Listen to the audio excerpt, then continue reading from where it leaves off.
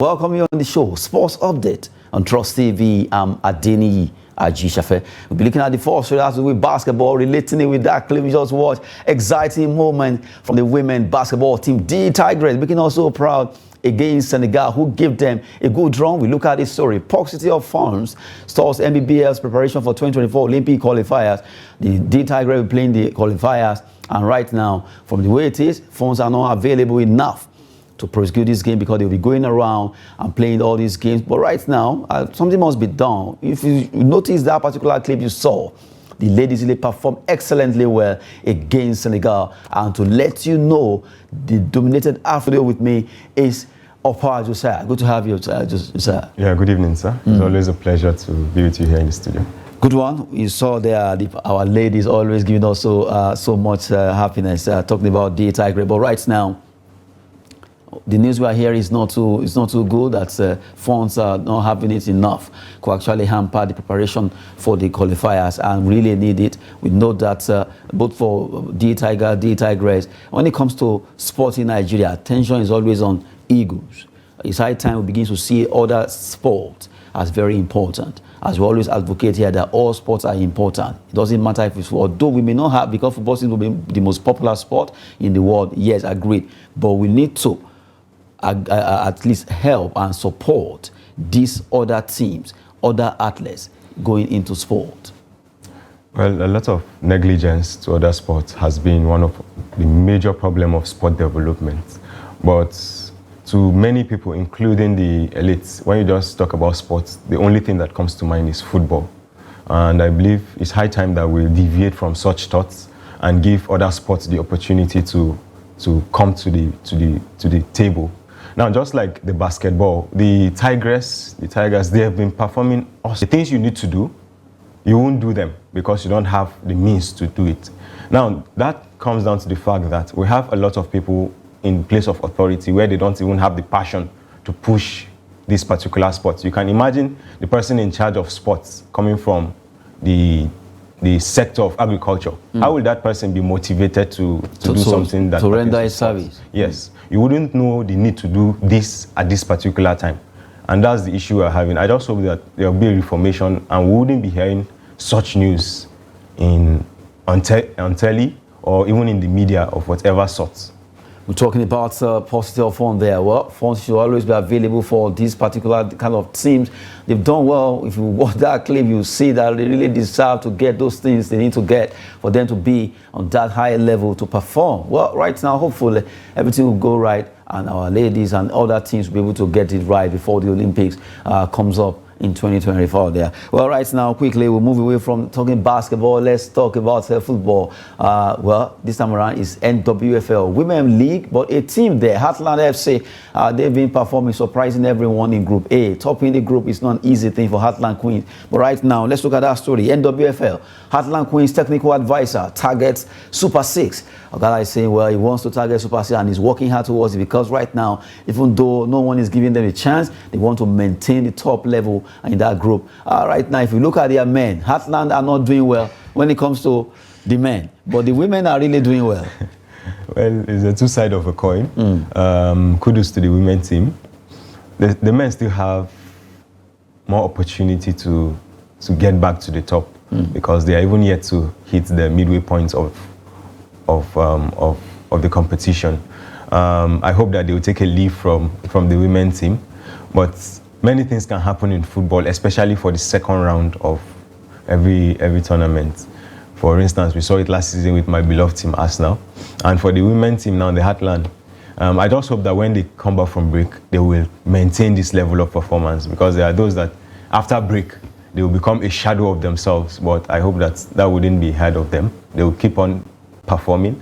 And it's good that their coach is motivated. And I hope that motivation translates also to the players, the team, and other management staff. Let's see how they will continue to push to be top at the NWFL. That's Group A now. Heartland Queens, the coach is saying they want to maintain that level. They don't want to drop, but they have a lot of big teams to work with and to play against, rather. It's going to be a big task for them, but they can't do it. Who says they cannot win it if they work harder and smarter? Now, moving away from women football, let's talk about boxing. boxing over the weekend was a big one. A lot of boxing bouts over there in Saudi Arabia. Du Bois fighting Deontay Wilder, Parker, Joshua also facing Otto, Wallin of Sweden. But right now, for the fact that Anthony Joshua won that fight, let's look at this story. Boxing, Anthony Joshua pockets $10 million for beating Otto Wallin. You look at that particular amount of money, you want to cough twice.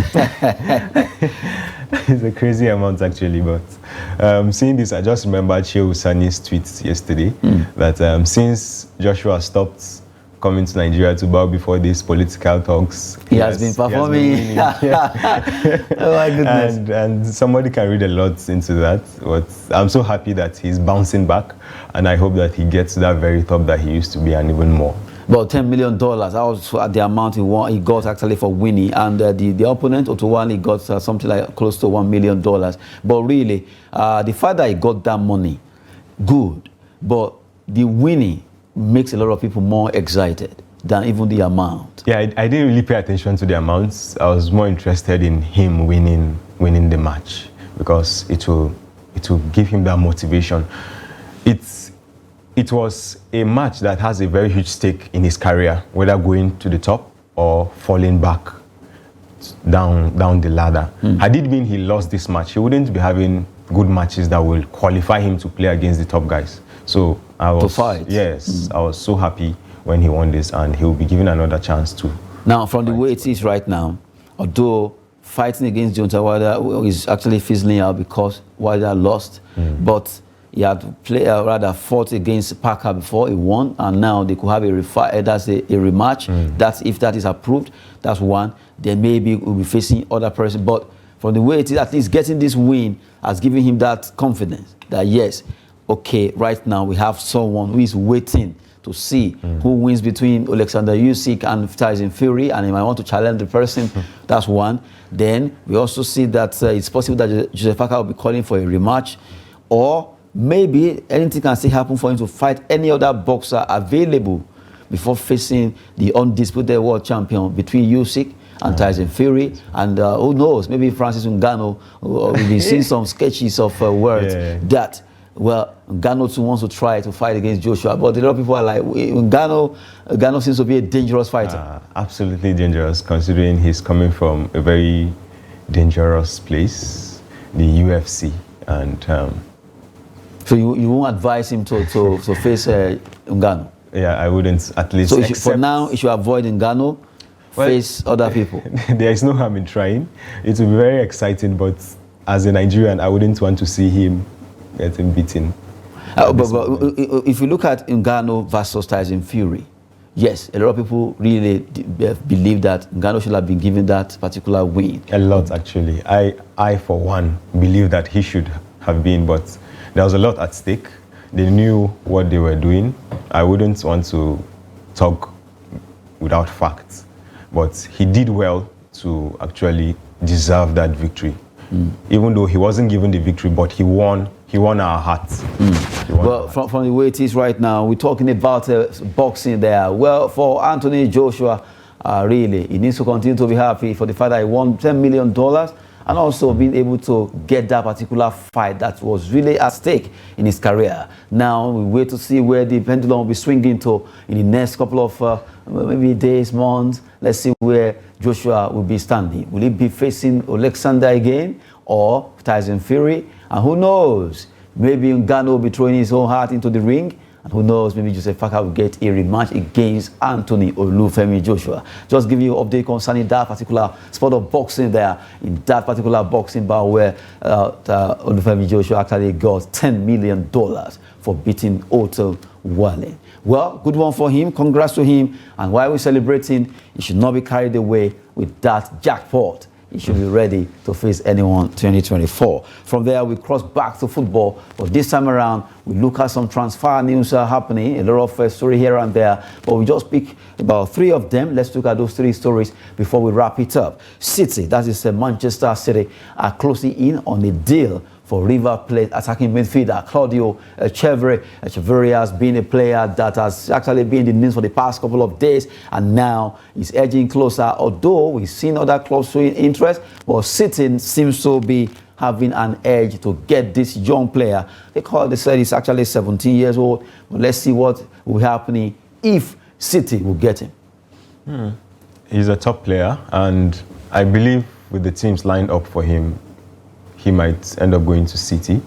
Considering his performance in the World Cup under 17, he really did well. I watched his highlights, and I followed up with his performance with River Plate. He has been given good opportunities. So in the next couple of years, if he ends up signing for City, I hope that he will be that player that people see him to be in this stage. A big player there, even though he's very young, but he's really showing a lot of attacking prowess when it comes to as an attacking midfielder. A River Plate player there, a good one for him. Manchester City, if you know Guardiola coming for you, it means you are an extraordinary player. Good one for that young man. Let's see what Man City, the citizens, as they call them, will do concerning his signature. They are edging closer, trying to fine-tune the friendship with him and his family. Let's wait and cross our fingers there. Let's look at another one. Barcelona, the Barca team, and Manchester City are gunning for Fluminense midfielder Andre actually did well. He played against Manchester City, and they saw the potentials there. And right now, they are ready to splash the cash against Barcelona, who also wants the 20-year-old midfielder. From the way it is, if you are to look at the money level, Man City will get him. Absolutely, but you know, these players can be funny, and it depends on. You have a preference. Yes, it depends on, and it depends on the approach between the team and the agency of the player. For instance, we have quite a number of players that were convinced based on offer and based on the vision of the team. So it's just beyond the money. There are some that are not just after the money, though money is a very huge factor, but the vision is what motivates them most of the times. And Barcelona can have a notch, considering they have Deco, who has been swindling some players that you never expect to come. He has been actually, I don't know what he has been telling them, but they kind of seem convinced to join Barcelona team. Maybe he just knows how to negotiate, you know. Yeah, you know. I think he should be a school that should be studied. Oh, wow, that's a big one. They're talking about Barcelona alongside Manchester City, going for Andre of Fluminense there. Well, right now, we take Arsenal. Arsenal right now, they could sell Eddie Nketiah from the way it is for £40 million. I mean, interest from West Ham, Brentford, and also Crystal Palace. The three teams are gunning for the signature of Eddie. And who knows, maybe £40 million will do the business. Well, that amount is quite okay. But as an Arsenal fan, I wouldn't be happy seeing any player leave.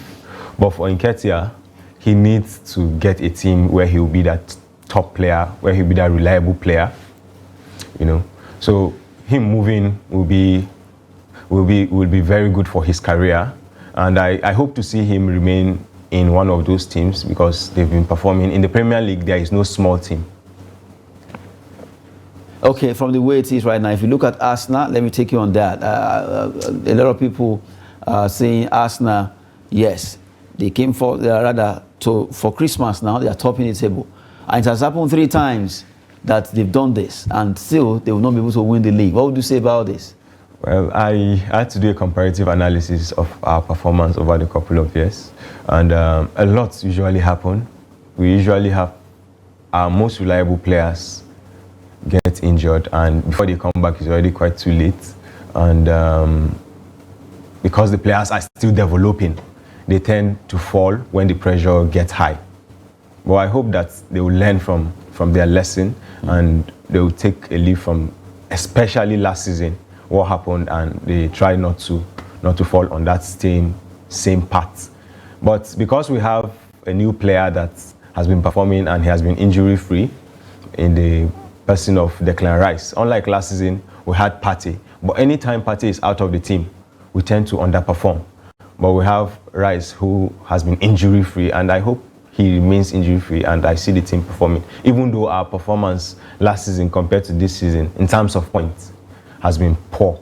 Because at this point last season, we only played about 14 or 15 matches, and we had close to 40 points. 37 thereabouts. Yes, but this season we've played 18 and we had 40. So it just shows you that we are backward in terms of performance. But now, taking a cue from this performance of Arsenal so far, at least they are topping the group, the table there, even though A lot of pundits are looking at maybe they will fall second stanza.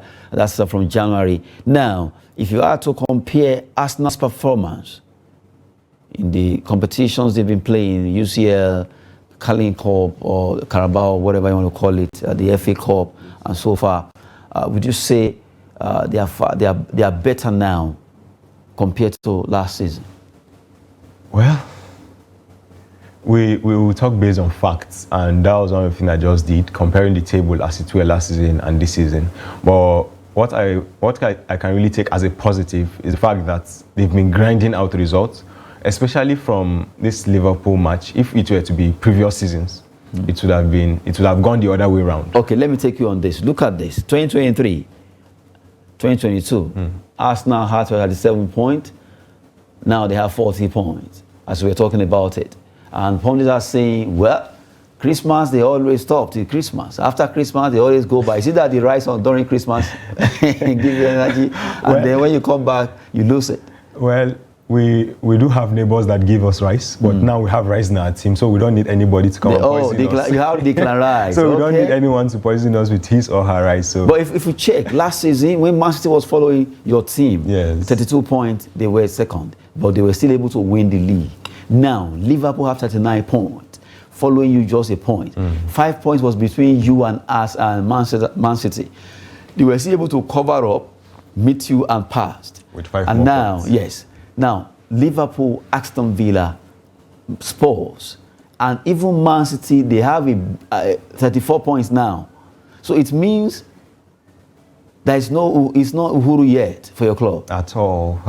I'm not getting ahead of myself in terms of Arsenal. With experience, I've known that they can fall at any time.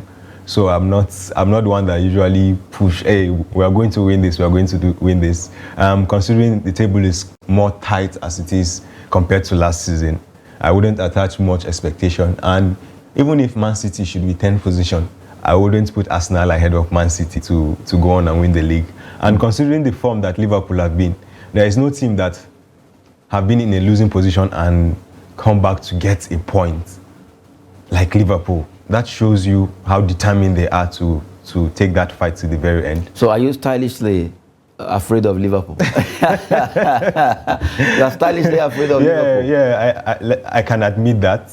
It shouldn't be fair, but I'm just being cautious not to go ahead of myself to rule them out of the title race. So, okay, on a final note, between Liverpool and Manchester City, I'm not even mentioning Aston Villa, but Aston Villa can actually pull off a surprise. Yes. So among the three, now, let me add Aston Villa. Okay. If you have to pick a team, Liverpool, Aston Villa, Man City, that you are so scared of now, behind you, which one? Definitely Man City. even their reserve team is better than a lot of teams. Look at their last Champions League fixtures. It was more like a reserve team. Most of the players were youth players, and they really did well. So it just shows you how systematic that team is. Regardless of who the manager decides to put into the team of play, they are all motivated to perform and to impress their manager. So I will definitely go with Man City, and I'm definitely terrified with their presence. Oh my goodness, well, the fear of Man City is the beginning of wisdom for an Arsenal fan like Opa Josiah there. We just have to go now. Thank you so much for coming. It's my pleasure. At least that your smile can last for the end of Christmas. Well, we have to go now on the show. I'm Adeniyi Ajishafe. Thanks for watching. Really.